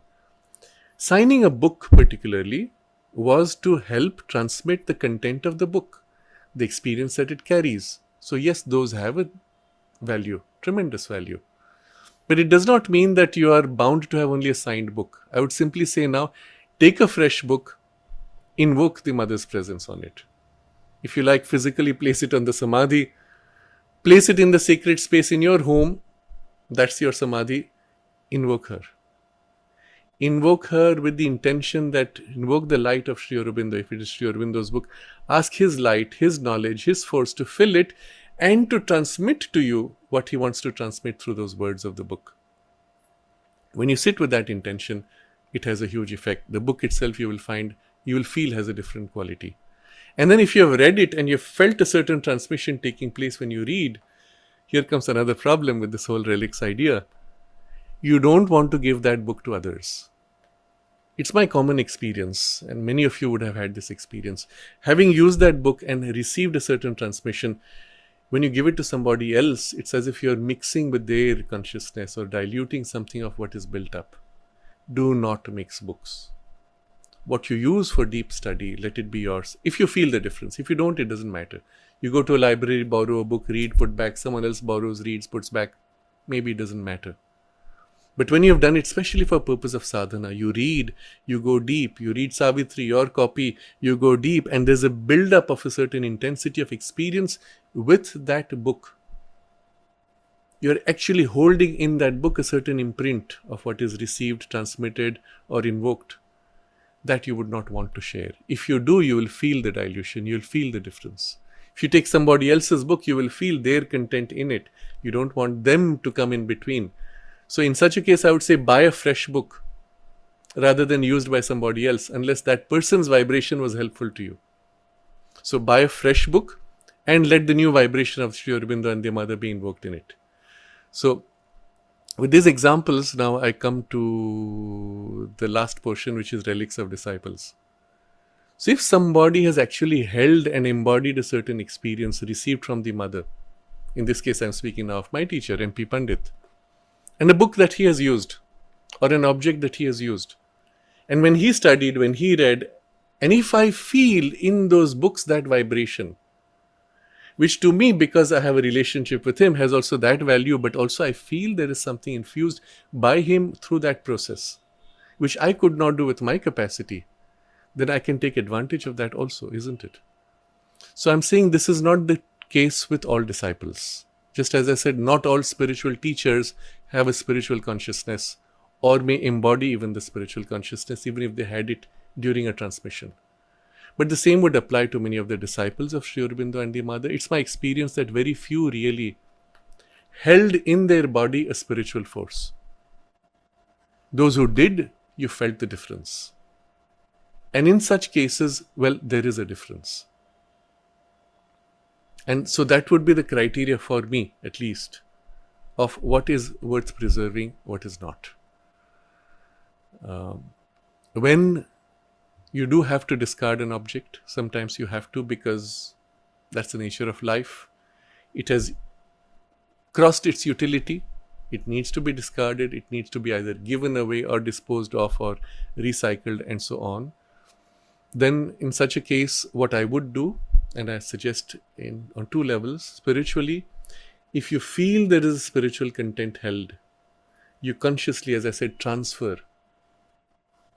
absorb into you or transfer into the spiritual space where you sit. Now, for example, there are books I've held where the cover has got torn and pieces, brittle pieces break away. I will try to protect the cover as much as possible, but the brittle pieces, I cannot accumulate them. If you do, even if you do, after a while, it ceases to hold the presence, at least in my experience. What do? You have to throw it away. So in such a case, if you feel the presence, well, you say thank you, and then you release the physical object, retaining the presence. So there would be a method you could use to discard, and then there is the other part. Maybe I'll just come before the last part. I will finish the other questions and comments. Yes, so somebody has commented.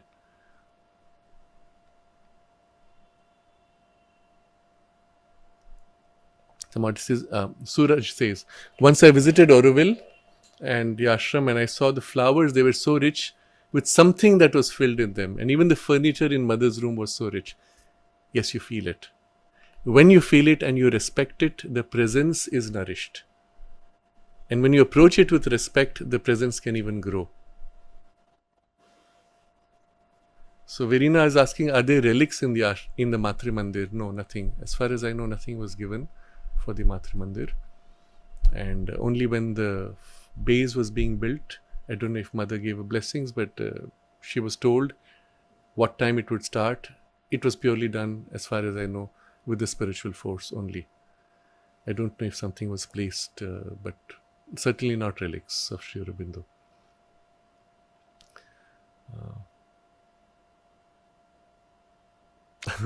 V-Truth says, while passing through the street where Sri Aurobindo's room's window is, I insist friends and relatives to maintain silence and reverence.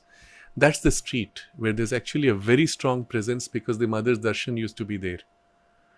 And there's still a presence there, but after they dug out 1 meter soil and threw it away and replaced with river sand, the physical lower layer has dimmed. Maybe it is going to be rebuilt, maybe slowly it fills. But in my experience, earlier you would feel the density all the way down to the feet. Now when I walk there, I feel the density all the way down to the hips, let's say, and then fades out as it approaches the legs, because the physical substance was removed. So it's as if on the higher part it is held, not tied to a physical object, so to say. It's in the space. Maybe it will permeate if we do that, if we go consciously, and as a group, as a collective, we stand to receive and invoke the presence of the darshan. Maybe again we can rebuild. So it's not that any hope is lost and something is gone forever. One can rebuild, but then you have to take the trouble. What she had already done, you should have taken advantage of. But if you lose it, you can always work to rebuild.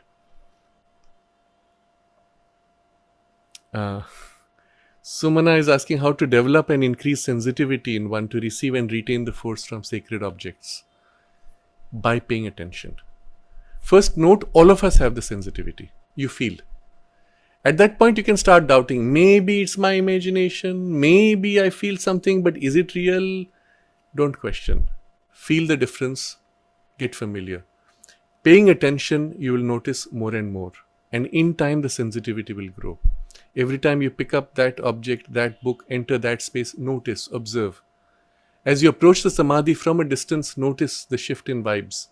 At first, it's very fine, qualitative. Then it becomes more and more distinct and vivid. At one point, it hits you. Observe all the gradations. By paying attention, by observing, your sensitivity will grow. And this is the case for all sensitivities, including the spiritual, but even for other material sensitivities.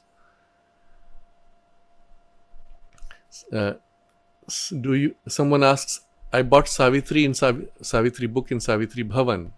Can you consider this a presence? I don't know.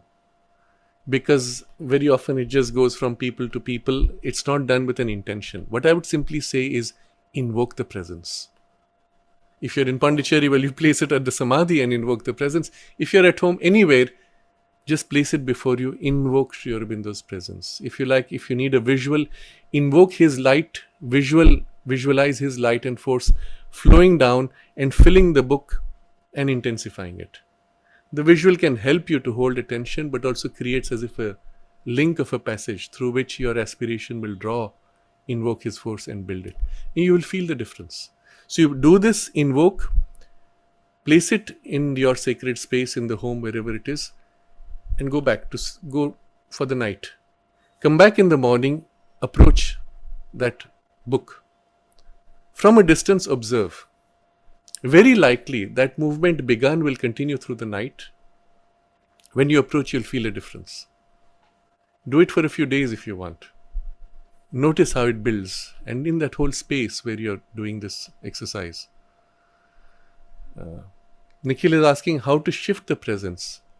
Feel the presence, hold it within you, take it into the new space and infuse it.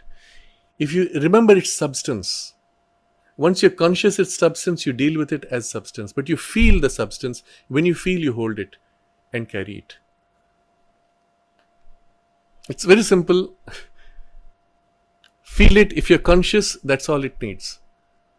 Take it. Sometimes you'll notice you take and you feel something is carried, but something is left behind. In the beginning, let that be transmitted anyway. Later you can come back. If you feel something left behind, again take, transfer.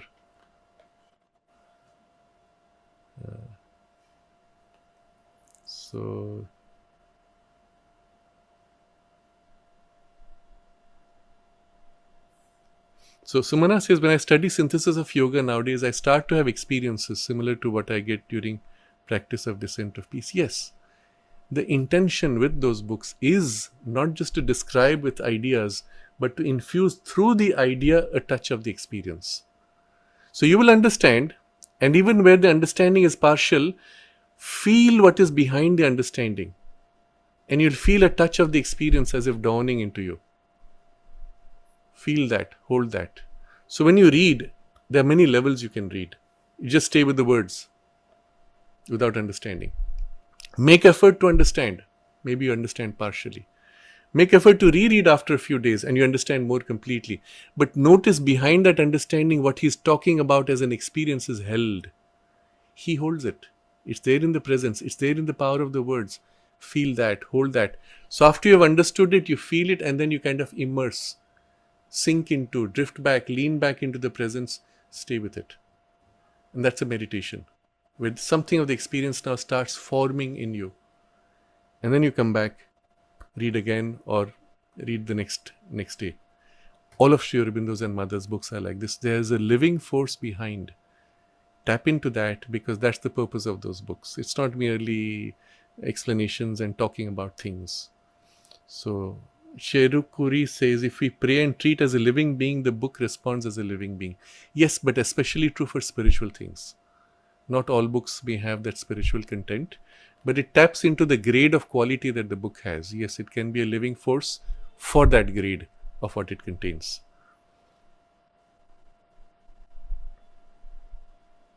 Rabi says, how to feel the presence of Sri Aurobindo and Mother all the time? I would say you don't try initially for all the time. It's much more important to have a few moments of intense, one-pointed, exclusive immersion in the presence. And then relax. Let its imprint carry with you. Let it stay with you without effort, as long as it can. Then again, intense, concentrated immersion, and then let it continue. So, brief periods of full immersion, multiple times a day, is more valuable than struggling to hold presence all the time, which you can't do anyway, and you don't have depth, and it stays shallow and superficial. Go for depth multiple times when you're fresh. When you do that several times, something of that presence now touched deeply will suffuse and fill your day spontaneously. That's a much better way, much more rapid in terms of result also.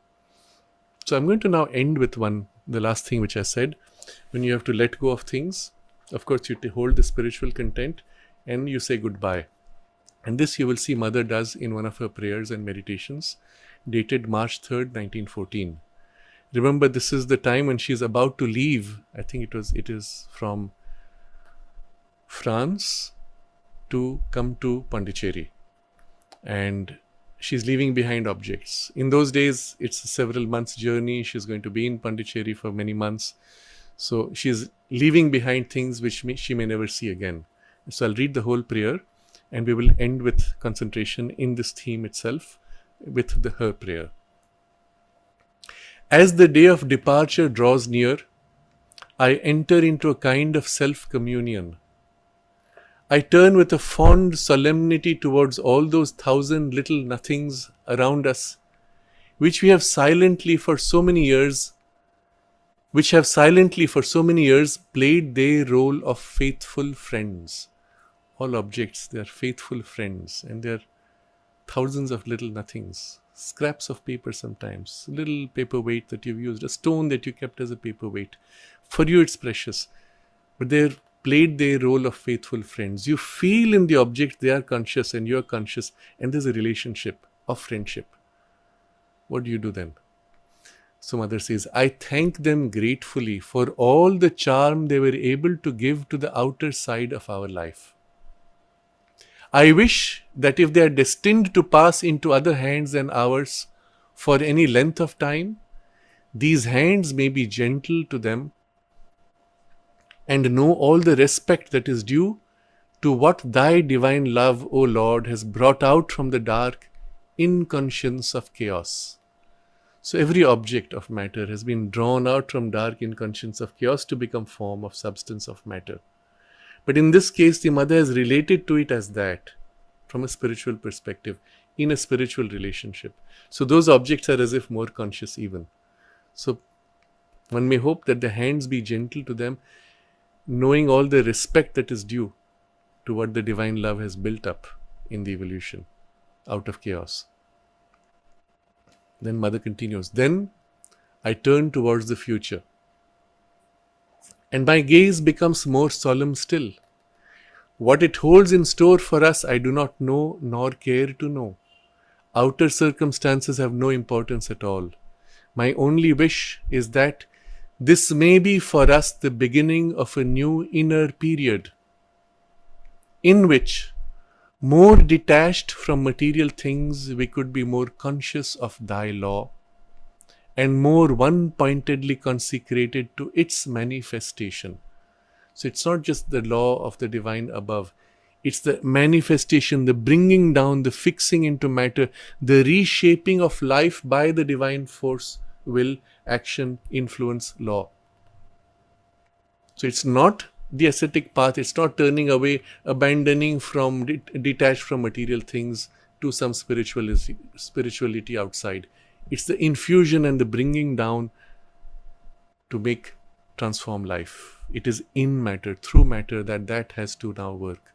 So, one pointedly consecrated to its manifestation, that it may be a period of greater light, greater love, of a more perfect dedication to thy cause. So we can take this prayer also in the start of a new year, but also in the hope of a new phase in human affairs with the circumstances and the possibilities that have opened up. But more importantly for all of us, let it be a new phase of our lives. So I'll reread this last line and then we will dwell on it in concentration all together, wherever we are on earth. My only wish, so I turn towards the future and my gaze becomes more solemn still. What it holds in store for us, I do not know nor care to know. Outer circumstances have no importance at all.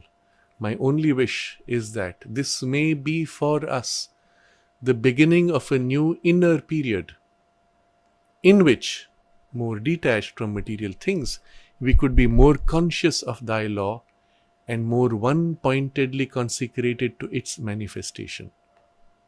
One-pointedness of this purpose is extremely important to manifest the divine presence.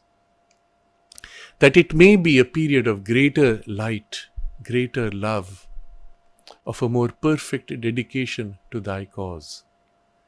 In a silent adoration, I contemplate thee.